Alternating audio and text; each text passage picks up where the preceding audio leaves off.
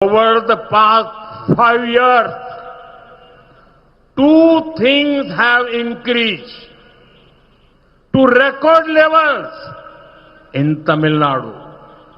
The first is one family's wealth, and the second is Tamil Nadu's death.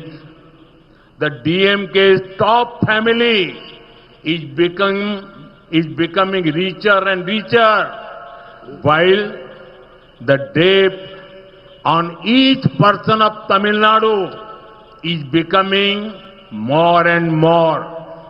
நண்பர்களே, கடந்த 5 ஆண்டுகளாக தமிழ்நாட்டிலே 2 விஷயங்கள் சாதனை அளவுகளை எட்டியிருக்கின்றன. முதலாவதாக ஒரு குடும்பத்தின் சொத்து, இரண்டாவது தமிழ்நாட்டின் கடன்.